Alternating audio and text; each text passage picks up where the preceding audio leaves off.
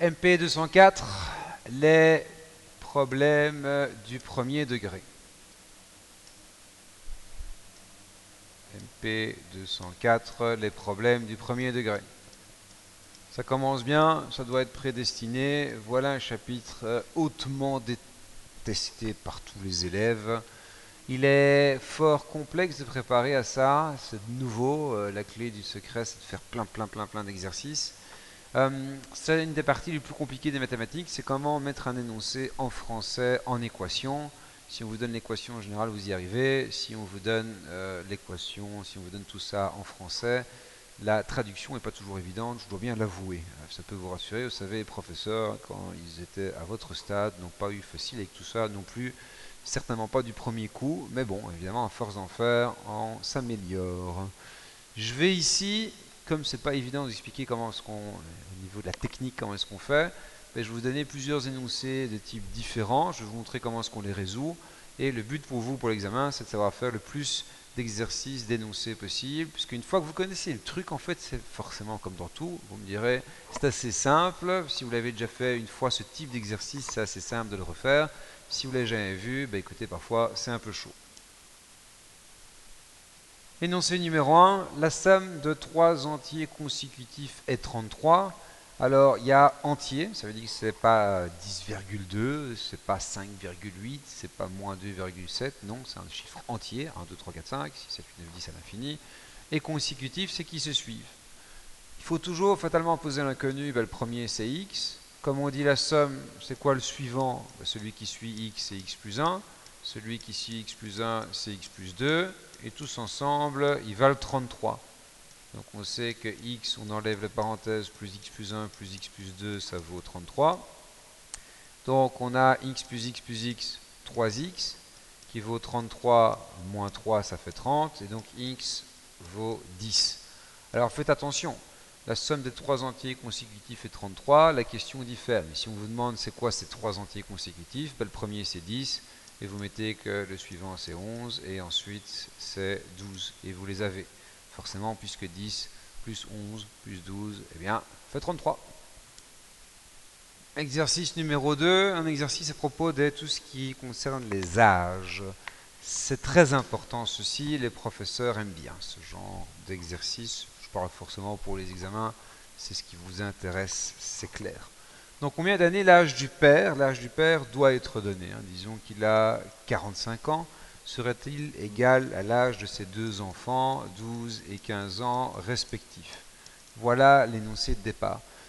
Il faut faire attention forcément si le père a 45 ans, dans un an il aura 46 ans, mais dans un an les enfants respectifs auront 13 et 16. Dans un an, tout le monde a pris un an. Pour faire de bêtes blagues là-dessus, c'est comme ça. Donc dans combien d'années? Dans un an, ils auront 46, 13, 16.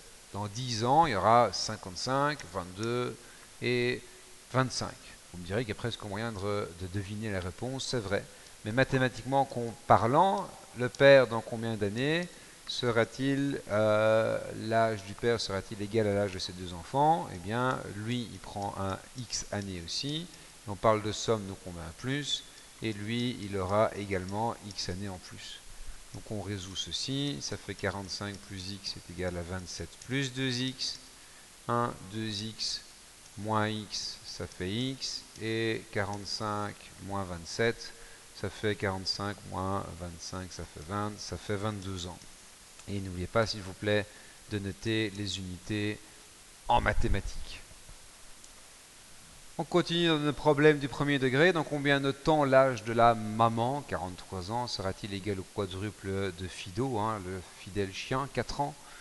On remet ça en équation. Il faut faire attention à quadruple, c'est x 4. Donc, dans combien d'années? C'est toujours 43 plus x. Égal au quadruple de l'âge du chien, c'est 4 fois 4 plus x entre parenthèses. Et maintenant, qu'est-ce que l'on a? 43 plus x vaut 16, pardon, plus 4x. On passe le x de l'autre côté, ça fait 3x. On passe le 16 de l'autre côté, ça fait 43 moins 16, et ça fait 27. Si 27 vaut 3x, eh bien x vaut 27 divisé par 3, ça fait 9 ans. Et donc je vous dis de bien mettre toujours les unités, et je les oublie, ça commence bien. Numéro 4, un vieux partage, eh bien on a 500 euros. On a deux personnes. Donc on dit, on pose x égale la première personne et y fatalement c'est la seconde. Ce deuxième personne, ça va être un peu plus précis. Donc on sait, là, ça va être très facile, x plus y égale 500. Fatalement, c'est maintenant que ça se corse un poil. La seconde a 50 euros de plus que le double de la première. Et qu'est-ce qu'on fait avec ceci, évidemment? Eh bien, on a la première qui a une certaine somme qui fois 2 plus 50 donne la seconde.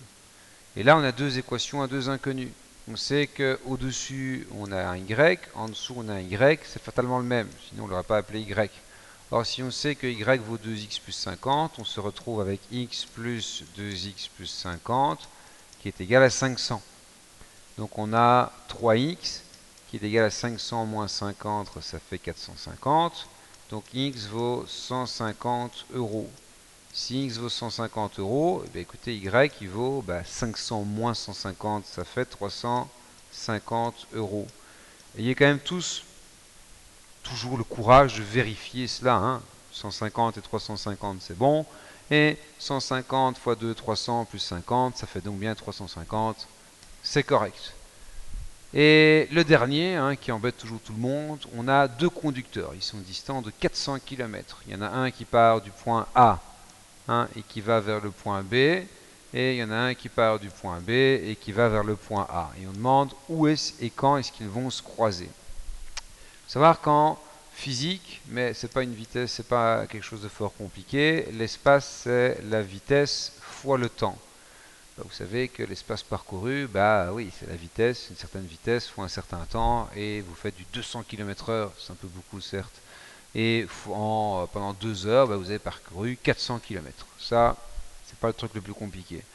Appelons delta x, espace égale vitesse fois le temps, ça fait un peu moins physique, ça va en faire déstresser quelques-uns. Qu'est-ce qui fait le premier coco là en A? Le premier, il parcourt un certain espace à une certaine vitesse qui est du 70 pendant un certain temps. Le deuxième, il parcourt un deuxième espace qui n'est pas nécessairement le même, d'ailleurs il y a peu de chance, à du 80 km/h. Par contre, le temps au-dessus et en dessous, c'est le même. Au moment où ils vont se croiser, ils auront tous, même s'il y en a un qui a fait 5 km et l'autre 395, ils auront en gros parcouru, ils ont fait ça en même temps, puisqu'ils se croisent en même temps. Or, on sait que si on ajoute les espaces parcourus par les deux, ensemble, ils ont parcouru 400 km. Donc si on remplace E1 par 70t, que l'on remplace E2 par 70t, eh bien, ça nous fait 400 km. Donc on sait que 150t, ça vaut 400 km.